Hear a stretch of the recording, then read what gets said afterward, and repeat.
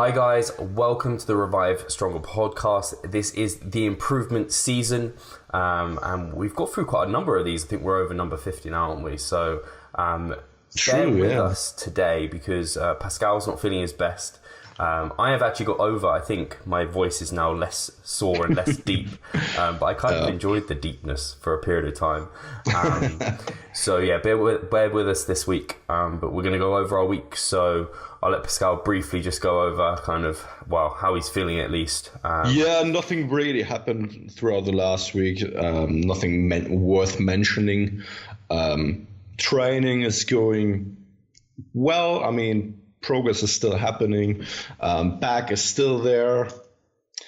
Trying to really analyze everything in terms of my fatigue, in terms of what is a little bit too much volume perhaps for that area, what is really always letting it flare up again. And I know that it has something to do with my overall neck, because every single time I have a stiff neck or I have issues turning my head, I can really feel it in that area there.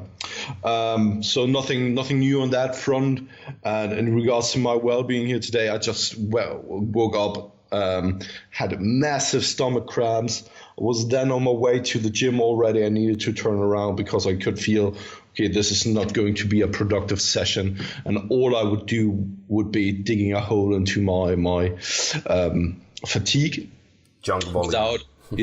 Without actually doing any kind of productive workout. And I rather then take an additional rest day and then hit the gym hard tomorrow than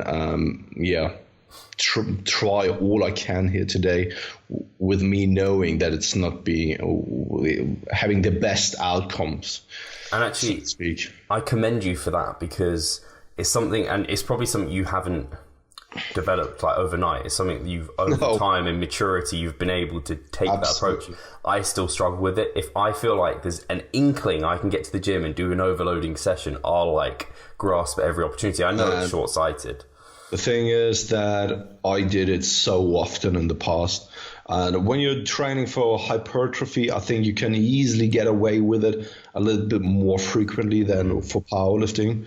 But when you're training for powerlifting, I always pay the price. I always pay the price. And this, it's just like being... I mean, I quote him so often, Albert Einstein, right? The pure insanity is when you are repeating the same things over and over again and expecting different outcomes. And this is where I was like a cow, surrounded by an electric fence, and always touching the electric fence. And just after 10 or 20 times, I slowly come to the realization that potentially I shouldn't really try to touch the electric fence, right? Mm-hmm. And this is just something, as you already rightly pointed out, that over time I developed that. And I think it more so has to do with maturity than experience in it for itself, because I know that a couple of years ago, I knew already that it's not the best thing, but I still was too stubborn and went into that. And once again, I always paid the price because the effects are still there, or even more pronounced. So today it was just like, why not take that additional rest day? Why are people so married to the 7-day week when it comes to the training routine as well? And for me, right, I had on Friday, I had the second final exam of my graduation, and this is going to happen for the next Fridays as well. And I'm not able to hit the gym on Friday. So what I did yesterday was I did my lower body session, which was planned to be on a Friday. Mm-hmm.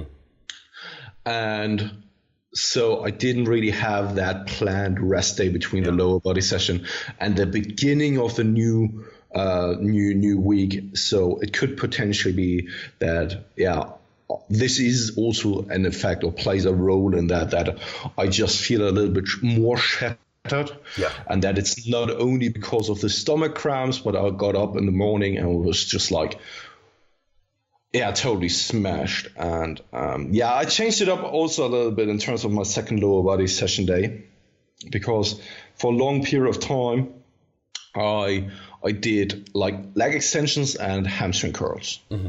And what I changed now was only doing one quad emphasis exercises, but a more heavier one. So what I did was hack squats and leg extensions and leg curls, right? Together with a then bigger hamstring dominant hip hinge movements such as deadlifts. What I'm doing right now is I'm doing stiff leg deadlifts, because I took out deadlifts, like conventional or sumo deadlifts, out of the occasion, and I'm now doing heavy stiff leg deadlifts, where it's not, for me personally, I know Mike Israetel doesn't really go along with that terminology, but for me, stiff leg deadlifts are, you are starting from the ground. Yeah. RDLs are starting from the top, right? And for me, stiff leg deadlifts starting from the ground, treating it kind of like a conventional deadlift, but it's still not as strenuous on the entire system, right? Mm-hmm. And you still want to emphasize your hamstrings, feel the stretch compartment of the lift and stuff like that. And then after that, I took out the leg extensions, but I'm doing more sets with the hack squats, but I'm not doing hack squats now. I'm doing single leg press. Oh, nice. And that machine I have in my gym, I'm doing that one. I prefer that one over all the other leg press machines. It is amazing. Unilateral, and then I can hit my legs so hard with that machine. It's unbelievable. And just also the range of motion, because you can squeeze yourself in a position which you couldn't even get into when you're doing something like squats. Yeah. Right? So like really severe hip and knee flexion. Holy shit, 5 sets of these, and I'm just like, holy shit, my lower body is just, it's destroyed, eh? And it's just like, I did 3 sets of stiff leg deadlifts, and then followed by 5 sets of single leg press, and then only hamstring curls afterwards. And already after the 5 sets of single leg, well, that is just a mouthful. Single leg press machine. When you write it into a program, it's not fun. I'm already like, holy shit. Especially we talked about it in previous episodes, that when you make every rep count, every set count, I can't even imagine doing the amount of sets I did in the past. I would die now, because I'm halfway into the workout and I'm already like, I don't know how I should survive this with ab exercises and calf exercises towards the end as well. I mean, that's part of the reason I train twice daily is because I get blasted after like all my compound work, and then I'm like, I'm so glad I'm going home and I can come back later to finish this stuff off. Because and I'm always playing with that thought as well of doing it, but I finished pushing through. But to sum it up, in terms of how I'm feeling today, it's just like you said already, that it comes with maturity, but also with experience of not being too married to that 7 day, that it's absolutely all right to have an additional rest day if that allows you to actually have a productive training session, and not stubbornly holding on to a training session and perhaps not getting anything out of it because you couldn't push it really that far. Right? Yeah, I mean, it completely reminds me of yesterday. I think someone messaged me on Instagram and they said, I've only had 1 hour's sleep. Shall I go and do my leg training session or should I rest? And I was just kind of like, right, I don't want to give you just a black and white no, because that isn't maybe the most helpful. And I was like, often I question the person who's questioning me. So I was like, can you go into the gym and do an overloading leg workout? And hopefully, I mean, he came back and he was like, I think at the start I'd be okay, but after 10 minutes I think I'd be wrecked. And I was like, well, there you go. Totally. I mean, totally. I think that also when you're a little bit ill or anything, you can always ask these questions. I have like common questions I ask myself and also clients in that instance. But I think that the first exercise, the first set would probably not be the issue. Yeah. But then throughout the workout, I think the fatigue was set in so quickly, and thus making it really unproductive, and also kind of more dangerous when it comes to the potentiality of getting an injury, because you're not as cognitive there in that situation. I mean, when we take a look at studies on cognitive function when it comes to sleep deprivation or something, you are really not present at all. And thus, I mean, when you're handling heavier weights, I mean, I don't want to be not focused when I'm doing my heavy ass squats. Mm-hmm. Yeah, that's what I said to him. I was like, just don't, because you'll get injured. I was like, if you do anything, go in there and do a light session and just kind of take it as a rest day or an active recovery day, because it's just not worth it. And I think a lot of people are stubborn to, it's just like either stubborn to like hitting macros specifically or like getting their training sessions in specifically. And I don't know if it's really they just lack the thought of thinking like, if I just rest an extra day, it's not the end of the world. I think we very much, like bodybuilders, just get obsessed with routine and structure and hitting things all the time. Totally. And I think that before we move on to what I wanted to ask you in that regard is, I think that the routine and having that habit is most of the time actually detrimental somehow, and in your own way when it comes to that. We can see it in nutritional habits as well, that at least that's for me the case when I'm really in that dieting mindset. I've built my habits, right? And then I have really a hard time transitioning over and commit to a gaining phase, because I'm so much into these kind of habits I've built for myself, right? And the same applies to a training protocol, that when you always have your structure on, let's say, a Monday, your week is really starting on a Monday, and when you're not getting in your training session, the entire week is shit. I know, and I think that this is also something that has to do with your mindset and how you approach that thing. And but I mean, you went through something like that as well last week, right? And I mean, how did you manage that?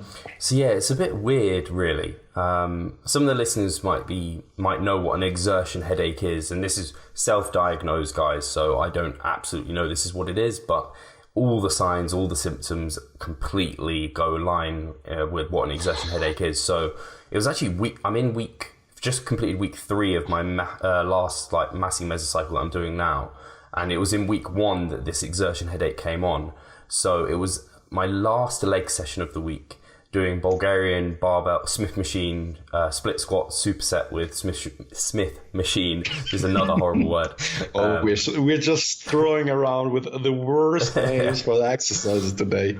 Then doing a superset, metabolite superset into Smith machine squats, which was awesome, got amazing pump, but I think it was just a level of exertion I just was not used to, putting it was constant tension, 15 reps on each leg and then 15 reps Smith machine squats, and it was just wow, and at the time I think I was maybe slightly dehydrated, I was definitely a little bit ill, and I just got this pounding headache at the back of the lower back of my head, like a dagger was being stabbed in there.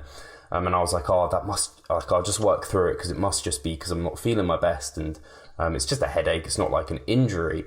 And then, so I continued and I completed that.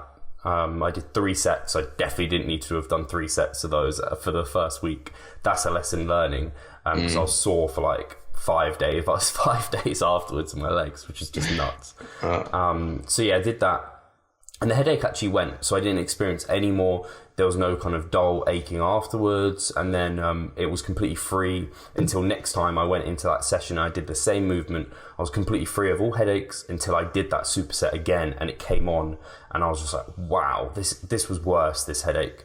And I didn't push through. I just, as soon as it came on, I kind of was I can't even you can't even push through exertion headaches. It's kind of one of those things where you're if you've got a slight injury or niggle, you can maybe eke out you probably shouldn't, but you can probably eke out some reps and stuff. But with this, it was just every time I just tried to do a rep, it was just just complete and utter pain.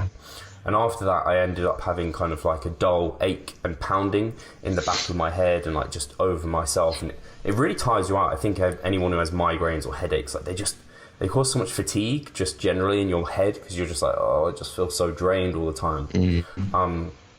So after that happened, I kind of I reached out to Dr. Jacob Harden on Instagram, who is kind of a physiotherapist and incredibly smart, and kind of told him my symptoms, asked what he thought. I reached out to a few people who eventually got back to me. So I reached out to Mike Israetel, Jared Feather, AJ Morris contacted me because he's actually suffered from exertion headaches in the past. And then loads of people reached out to me on Instagram. I was kind of like, damn, why did I share this? Because it's just too much. Every single person was trying to be my doctor. So I decided to kind of read up some articles, and I also booked a doctor's appointment, which is actually this week coming on Tuesday. So that's the earliest I could get booked in, which is nuts. So insane, right? I mean, super frustrating. Yeah, totally. I mean, it's nothing I haven't experienced myself, and it's really sad, actually, especially for people who need that help immediately. And sometimes the availability of doctors is simply not a given, because sure, they have their reasons, and probably the regulations from the government aren't really there. At least that's the case here in Germany. I know that for some orthopedics, you're waiting like 2 months. And it's just like, yeah. And you I don't know, you have some kind of severe pain. I mean, it's just like, I'm a little bit lost for words when it comes to that. And in your case, I mean, you have severe headaches, and you need to wait for a week. They don't even ask what it is. It's quite funny. They're just like, we don't have any availability till this date. So it's kind of like, I could go to A&E if I wanted to and sit and wait in that line and whatever. But I have done that before when I got a cut once. But yeah, that's besides the point. So I ended up listening to Dr. Jacob Harden, who gave me the most advice out of anyone, and I thought he was probably the best expert out of anyone. And he kind of explained exertion headaches, for the listeners who aren't completely sure what they are. Obviously, they're exactly what they sound like. Like, you do something you exert yourself really harshly, and you get a build up of pressure. And I think they're called like the meninges or something along those lines. I might be saying it wrong. At the lower end of your head, and it's basically like a build up of pressure. And he said, what you need to do is, the biggest thing for me was avoid the Valsalva maneuver. So holding like when you squat, you hold your breath, you go deep, and you don't breathe out until you're at the top, because that creates tons of pressure just within the whole body. And that's great normally, like it gives you lots of control, power, and stability. But when you do that, you do get a build up of pressure. So that's what I found really helped me. So I have been going into the gym. He was like, you can go in the gym. I was like, do I need to deload? Do I just need to take a complete light week? And he was like, it might come down to that. But he was like, first, just try going into the gym and kind of use movements where you can breathe out on the concentric. Because that way you can kind of control and relieve the pressure. He was like, you might not need to take the deload at all. So this is what I then went into the gym and tried to do. With upper body workouts, like I was like, definitely I'll be able to do this. And for the most part, I did. I even contacted Jacob again. I was like, when I'm doing this, I'm still getting a slight headache, but it's not like the stab. I'm not getting any kind of really harsh headache. So it's just kind of like just a dull ache throughout the session. And then it faded. And when I woke up in the morning, it was like gone completely. So I've managed to get through sessions. I actually managed to do a lower body session, which I did not expect. But I probably shouldn't have done what I did in hindsight, and I've learned from it, because on the squat I was very, very conscious. Like I was being stubborn. I was like, I want a high bar squat. My high bar squat's going amazing. I want to do 160 kilos. I want to progress on last week, and I did it, and I would have smashed it had I been fresh, because I literally was holding my breath when I got into the hole, and then I was breathing out as soon as I was coming out of the hole, and my stability was I knew my stability was going off. And my form wasn't its best, and I was almost hyperventilating. Like every rep I was kind of nervous, as if it was like a rep to failure, like a 1 rep max, because I was just like, oh my god, like what's going to happen? So I actually managed a really good like leg session, apart from I've definitely done something to my knee, because I think my concentration was so much on my breathing that maybe some of my form was maybe slightly off on a rep or something, and my knee, I feel like I've snagged something, but nothing terrible. So then the headaches had completely gone, and I went to my push session and like completely just went back to the usual wear, train, holding my breath, and then the exertion headache like came on, not aggressively, but like slightly, and I was like, fuck. You just need to, it just taught me that I have to be so patient, really listen to my breathing, really kind of just, be patient and just be honest with myself, and don't just, I think a lot of people, they end up kind of thinking they're free of an injury, they haven't got any symptoms or signs of pain, and then they just go back into what they'd normally do. And it's just such a mistake to do that, and it's such a short-term thing. I think another takeaway at least that's for me, another takeaway from what you've been saying is for some people, they need to experience a mistake for themselves, even though they know it might not be, or that it could be detrimental for them. They have to experience going through that phase themselves to actually know what you are referring to or talking about. And you said it, or you mentioned that it was, looking back in hindsight, it was a mistake, right? But you know it better already from the get-go that something like this, that the likelihood that something like this could happen was there, right? But maybe you needed to actually experience it for yourself to really learn from it. And I think that this is something I experience with some of my clients as well every once in a while, where you as a coach, you have the obligation, at least in my opinion, to educate and guide the clients. That doesn't mean that you should dictate them, right? And every once in a while, you can actually say, okay, this is what's probably going to happen. And then they go out and do it, right? And then they come back and say, oh, goddamn, I hate to admit that, but you were probably right in that case. But I would never say something like, because the nocebo effect is also present, right? When you're saying something like, when you're squatting like that, you're definitely going to injure yourself. Yeah. Also not the best idea, right? So I think that every once in a while, you as a coach, you can only make some recommendations, suggestions, educate what could happen, but not in a way of communication where the people are afraid or already set in a mindset of, okay, this is probably going to happen. And if so, try to be more encouraging about it and stuff like that, right? Yeah, I feel like this is something my parents would do to me, like that let me fail because it would be a better teacher than kind of just stopping me doing it. Totally. You learn by mistake. So absolutely. And actually, it's funny you brought that up, because once then my knee was feeling a bit snaggy. I mean, past me would have just pushed through it, and I would have been like, oh, if I can get the volume in and get the session done, like that's a good session, and I would have paid the price. Whereas I just stopped. I was just like, if I can't find anything that doesn't cause any sort of pain, I'm just stopping. So I didn't push any further with that, and I think come tomorrow my knee will have been basically back to where back to a good. Well, another thing that just came to my mind is, because you asked me if I know anything about exertion headaches, and I didn't, but something that came to my mind now that you talked about it was, is there potentially a correlation to your edema as well, and potentially higher blood pressure?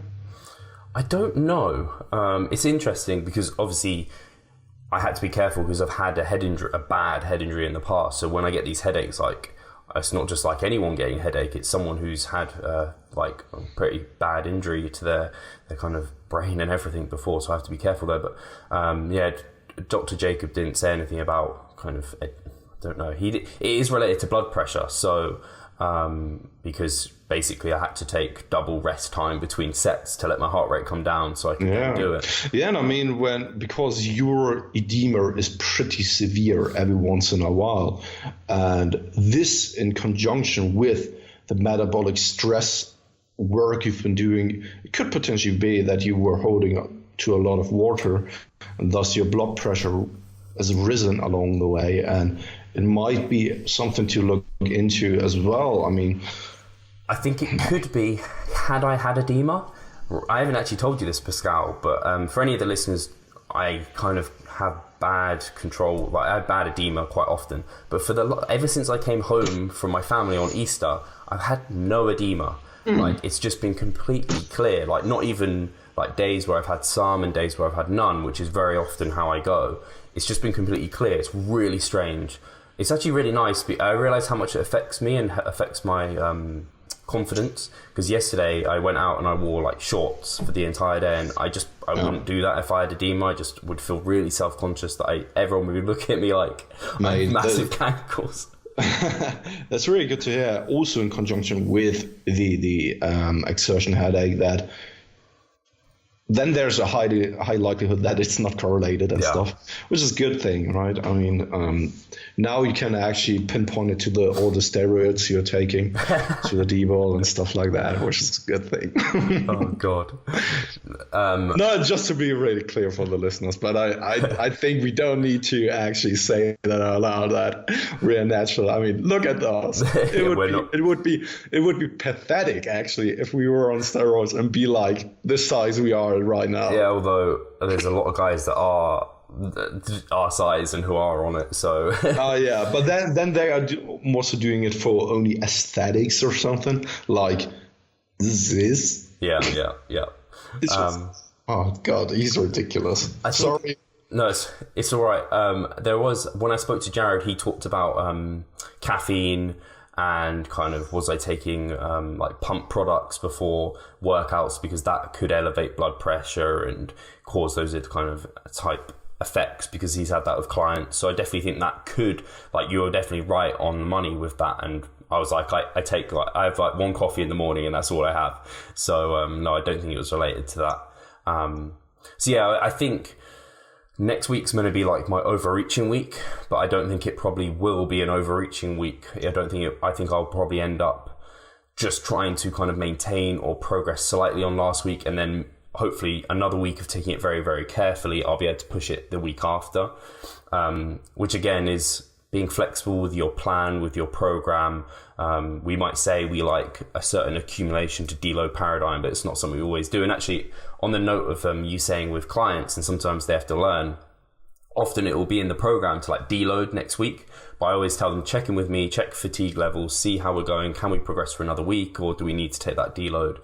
And more often than not, I'm like, if you don't think you can 100% progress on this last week and be fine, take the deload. And sometimes they come back to me and be like, I reckon I can do it. And I'm like, or they really want to do it. And I'm like, I think that's against what my best like wishes, but let's try it. And then they're checking halfway through the week and be like, Steve, I'm fucked. I'm deloading. And I'll be like, oh no. I have also one anecdote to that one, which is the contrary to that, in terms of the accumulation over the weeks when people do too much right from the get-go, week one.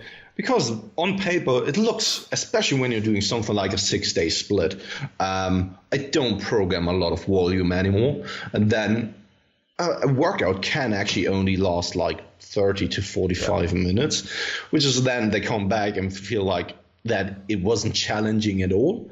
And when they overdid it in terms of the intensity or something like that, most of the time they pay the price and they are not able to then progressively overload in week 4, or even they need to do the deload in week 4 when it's a 4-to-1 paradigm, instead of actually accumulating the volume, the intensity over the weeks, building upon each other, and then actually reap the most rewards of it.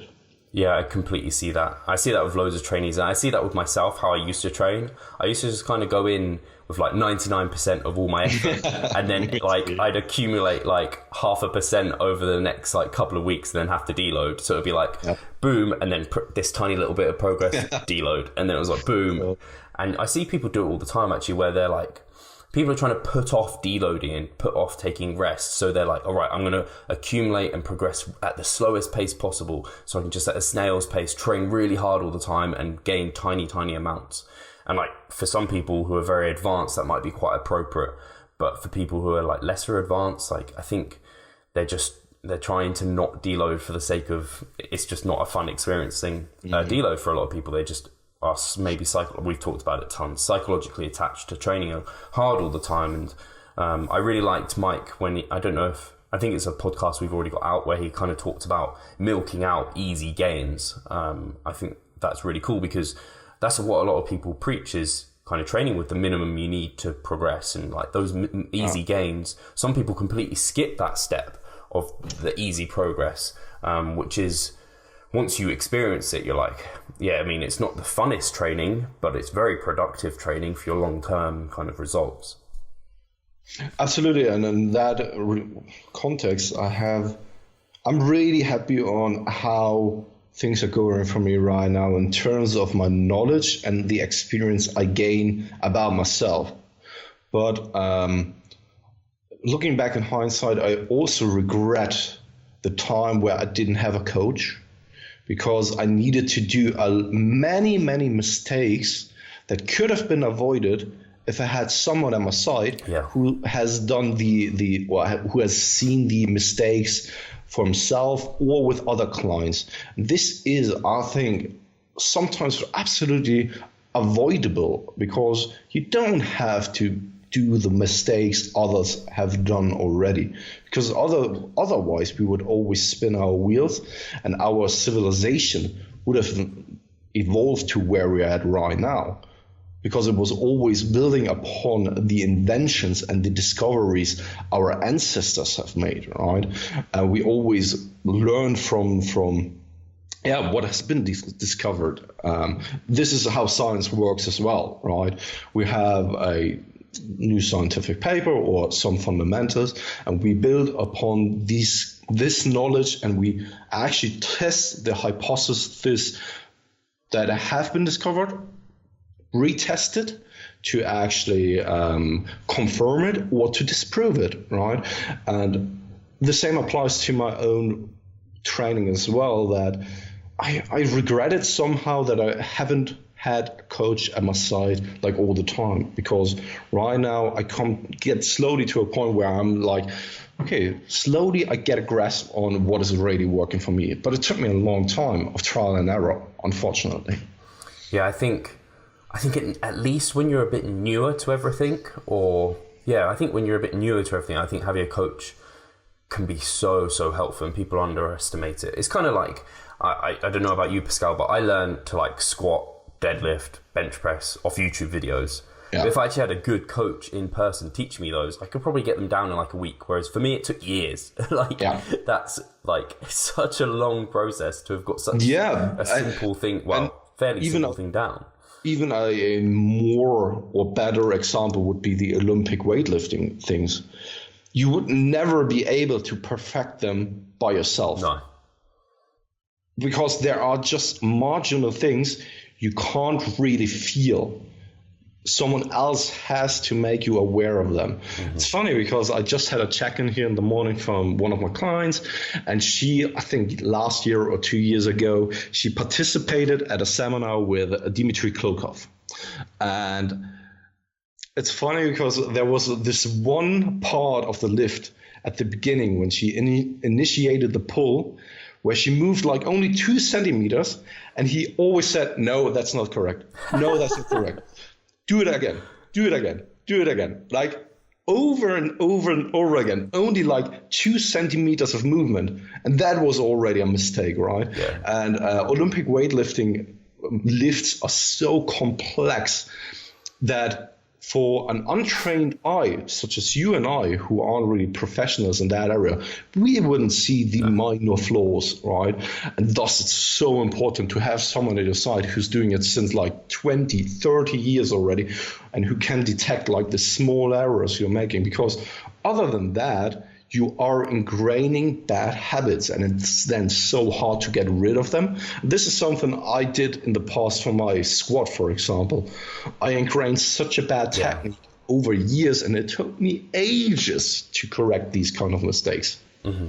Yeah, it's so sad. I see it quite often with the questions people ask myself on like Instagram or like in our Facebook group, and it's quite clear that people just don't have a good understanding of the very, very basics down, which I think are great to get you, the majority of results, but they get very bogged down and confused with all the information that's out there. And then they end up spinning their wheels because they're just switching between things. They're not sure what to follow. They have no consistency in their approach. And it's very sad to see that. And I think it very much holds a lot of people back. I think the information age and the internet's been fantastic in many, many ways, but it's also been awful for some people because there's so much information overload. They have no way of like knowing what's like bullshit, what's good, or how to actually put it all together and make an approach. And this is something I think you probably experienced it as well, Pascal, when you had a client sign up and they're like, I need someone to stitch all of this together for me and make it into a process. And this is always what we explain to our clients. And when they've been with us for a 3-month minimum time, they then see like, oh, this goes with this is how this goes along, this is how we progress in a mesocycle, or all of those answers. And it's kind of like the aha moment for people once they've been coached, because we understand it, we've done it with loads of people, but others, they just don't know where all the bits go together.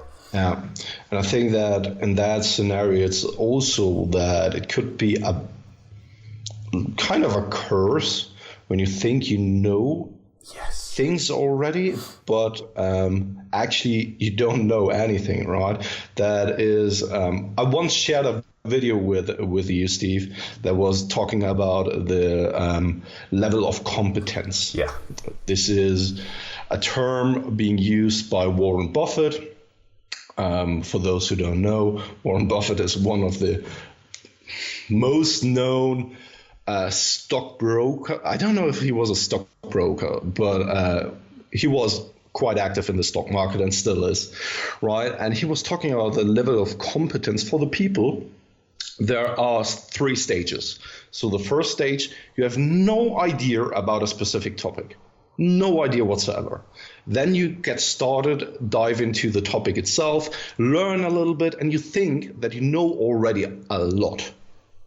But you are first at the beginning. But because you know more than probably already 99 people around in your specific environment, you feel like you have proper competence in your knowledge already. Then you come slowly more and more to a stage where you realize what you really don't know and how much there is you don't know, right?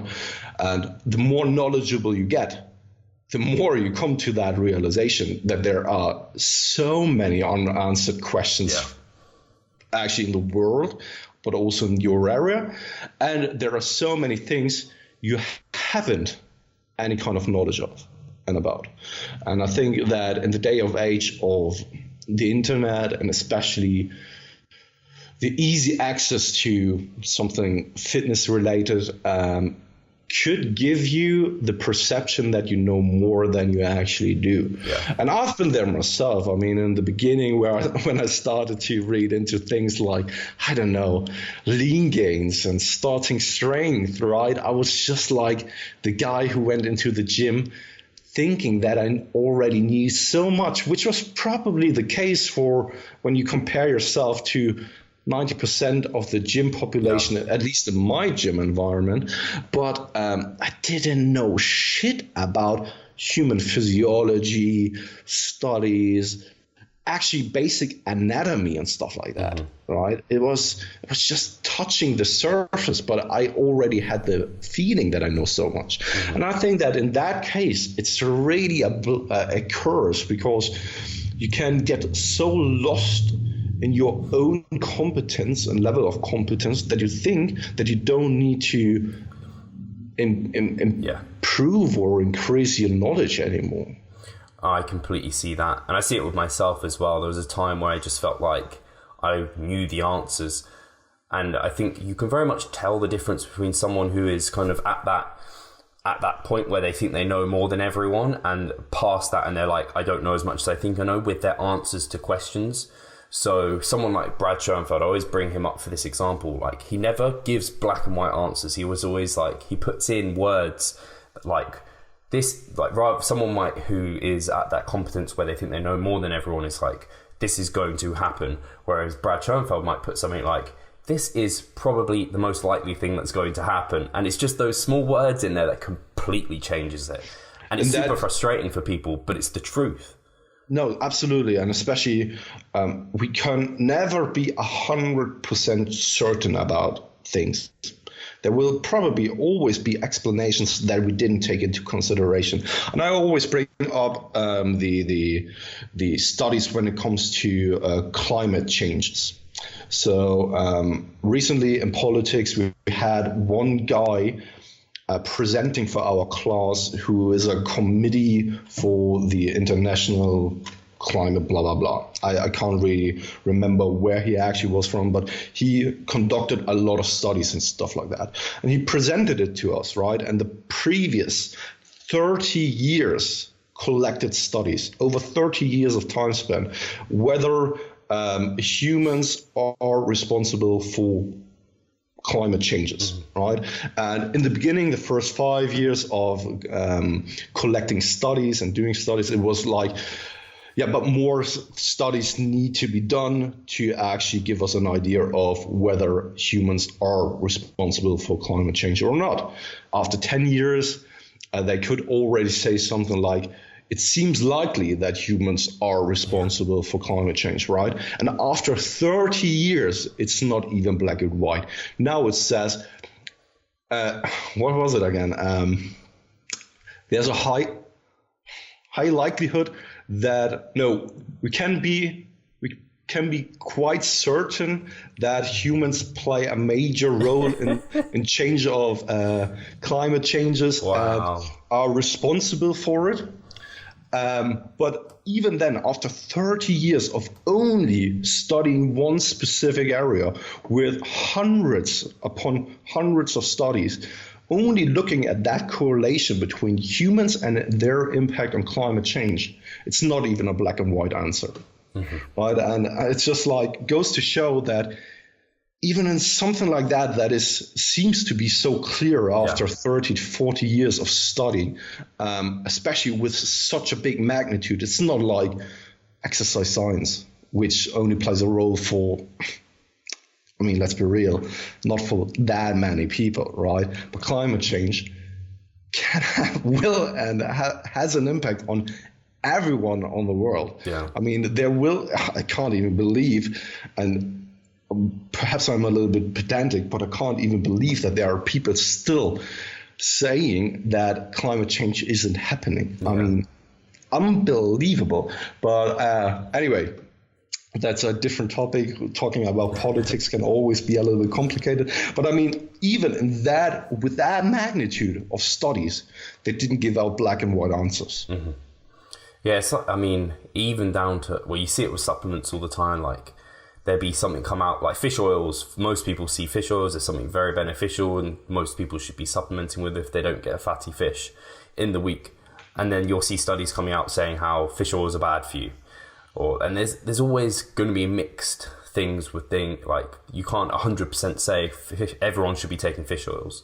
It's very much like it depends, and this is why context is so important. But I think people who are at that point of the knowledge curve, which is like just skimming the surface, they very much give these black and white answers. And I think it's just, you just have to be careful when you are, I think you have to be careful as someone who is consuming information to make sure that you're kind of getting it from non-biased sources, because I think the really big issue comes is when that person who is at that point of the knowledge curve then doesn't continue to learn, and they could become dogmatic. Which you kind of see quite frequently. They kind of find like they found the way to do things, so now that's the way for everyone, and it's the only way. So yeah, I don't know how we got into this topic, but it's been quite but I just wanted to add something to that. And even if you think you are absolutely objective, you're probably not, because our subjective perception of the world is always influenced and dictated by our environment, by our past experiences, by our current situation. So there will always be a little bit of a bias present.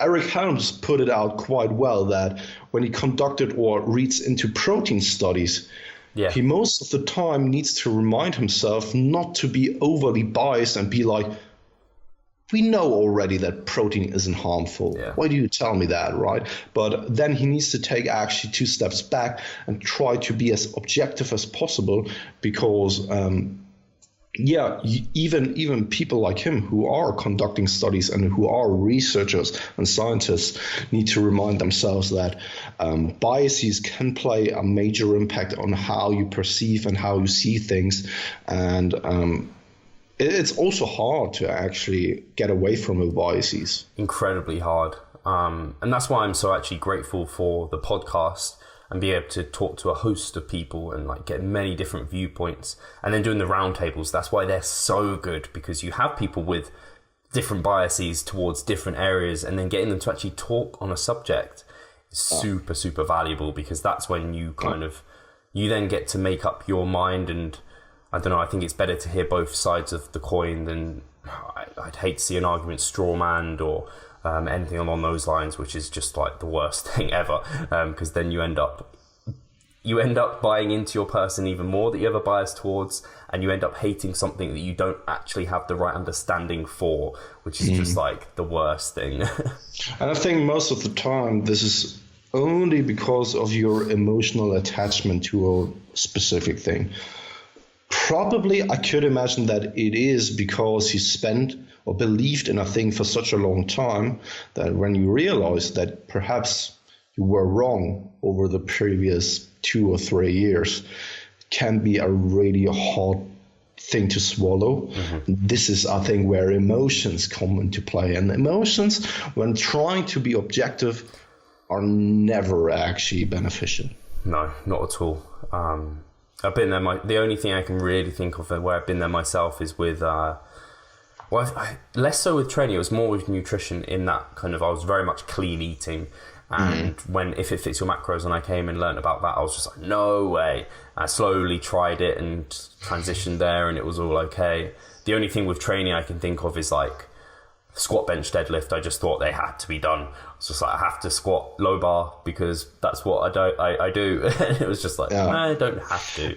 And it's funny because people are so protective about a certain methodology or certain belief that it always makes me laugh about it. So when you have a discussion that people you can hear it in the way they're writing or saying something, that they get overly aggressive. Yeah. You're just on the other end and be like, dude, calm down. There's no benefit, or there is absolutely no reason for being aggressive or emotional when it comes to that. It's like you are, I don't know, accusing their mother to be a whore or something, and they get overly protective about that, right? It's just like kind of ridiculous, because there's no one way that is necessary to achieve your goals. If you want to intermittent fast, that's absolutely fine, right? But also accept that there are other people out there who don't do it. Yeah. And that is absolutely fine as well. And if they don't do it because they don't believe in that, let them believe in that, right? I mean... Yeah, you see, it comes into the kind of realm of religion almost, and it's kind of sad. And then people preach, literally. But yeah, I don't think I have anything else to add on that. I don't know if we've come to a kind of roundabout discussion on things. The only thing I do want to say is I didn't touch on what my weight's been doing. And it's fun. I just wanted to bring this up because I said to Pascal, I think at the start of my gaining phase, like coming out of my shows, I was like, Pascal, I'm going to hit 185 pounds. Like, that's going to happen next year. As it, like, most people might be thinking your stage weight is 165, 185 pounds, 20 pounds over stage weight. Like, that's not a big deal. But for me, it was, because I was like, my entire off season between 2014 and 2017, I never let myself go up to 185 pounds. And I hit that yesterday. So that was pretty cool. I did come down to 183 pounds today, but I see that. But it's funny because I have one client. She's a female bikini athlete, and she's not weighing that much on stage. I think she was 123, and we are now like 13 to 14 pounds above stage weight, which is not that much, because when you keep into consideration that you are probably glycogen depleted, all that kind of stuff, right? You're not holding as much water, you're not having that much food in your digestive tract. I mean, the difference is perhaps only 10 pounds, maybe, and you also gain new muscle tissue along the way. So you're sitting right now. So in your case, you're probably sitting only like 12, 15 pounds above stage weight, if at all. I mean, when taking the other things really out of the occasion. Yeah, I think if I drop my carbs by like 300 grams, I'll probably drop a lot of weight. Yeah, totally, right? And this is something you have to take into consideration as well when you keep that number in mind. And also, you want to improve for the next season, right? And you are hopefully not expecting to step on stage again with 165. And if so, then only in a way better condition. Yeah, I have to be a lot. I don't know what I'd get more in. Maybe my left glute. Yeah, it's funny because I've seen. I met a friend of mine. She knows me from back in the days, right?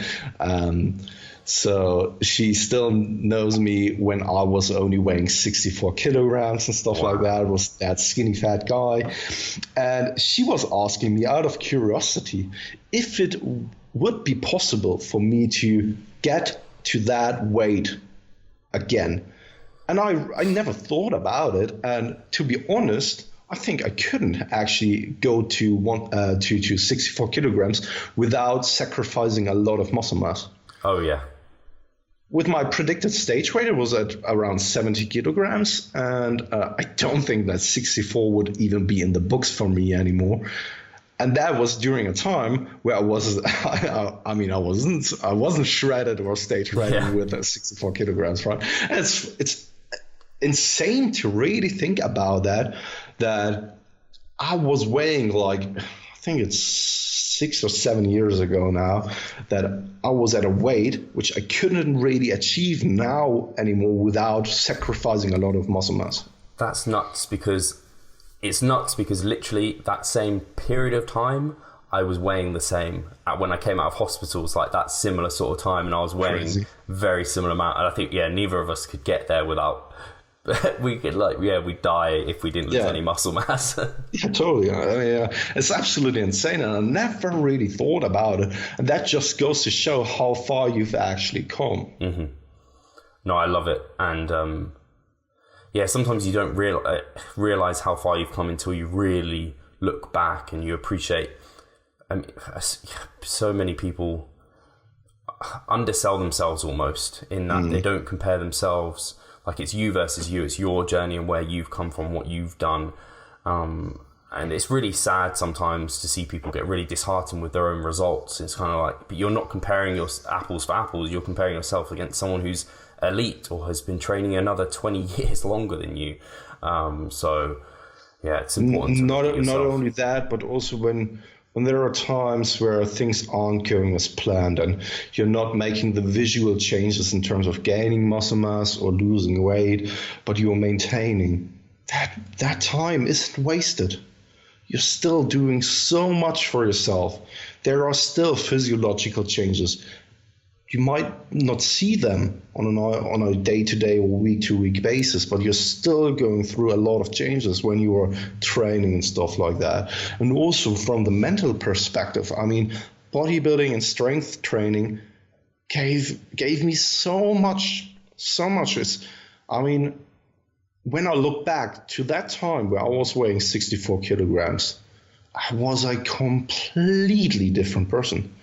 I mean, I can't even compare myself to that person I was when I was that young. Like, no single trait of my character, no single thing I'm doing right now, no single personal preference I have right now is comparable to who I was during that time. Nuts. Absolutely nuts. I think I'm still the same person, but very much a developed person of that. And I still feel like I am developing like confidence and those sort of aspects. But we've been speaking for almost 55 minutes. Holy shit. So we've done a good job of getting we always do end up getting some sort of good chat going. I think in terms of letting people know, the episode 100 must be really soon now. So get excited for that. We've been releasing on Saturday, actually. Is it going to be on Saturday? Yeah. Yeah. So this episode we recorded a week prior. So yeah. 2 days ago, it was episode 99 with John Meadows. Go check that one out. And this Saturday is then episode 100. And actually, a lot of what we talked about probably was talked a little bit about with John about kind of injuries and stuff. So that's cool. And yeah, all of the early bird tickets have sold out. No, they'll be on sale. So they might have sold out. We don't know. So that's super exciting. All of that will be happening. And the VIP tickets will be on sale. They probably will have sold out by the time I am speaking about this. Hopefully. So, and if not, what the hell is wrong with you guys? The second day is going to be insane. Performance Ground is like a top quality facility that was only recently actually came to fruition. Like it's only recently built, so it's very modern, very high tech, and a really nice facility. And we're going to have Jared and Mike putting everyone through their paces and getting tips off them guys. Bozo ball squats and stuff like that. All the Bozo ball squats. I hope they have some of those in the facility. Otherwise, I'm going to be disappointed. Yeah, me too. I mean, what else are we supposed to do for our glutes then? Donkey kickbacks, cable kickbacks. Oh dear. Right. Oh dear. Before this goes into some weird glute hypertrophy discussion, let's we'll leave you guys. And as always, thank you for joining in and listening to us. I think the Improvement Season podcast is gaining some nice traction, getting close to 1,000 views on some of the episodes. That's really cool. It's really nice to see that people actually like listening to us to ramble. Yeah, and I had can't even say it out loud. I had a Tinder date, and she was actually checking out an episode of ours. Oh no, this is when you put yourself out there. And yeah, I mean, even the people who aren't into the fitness industry are listening to our episodes and stuff like that, which is amazing. Is that Steve guy single? Because oh dear. Cool. Right. So, have a good one. Cheers, guys. Laters.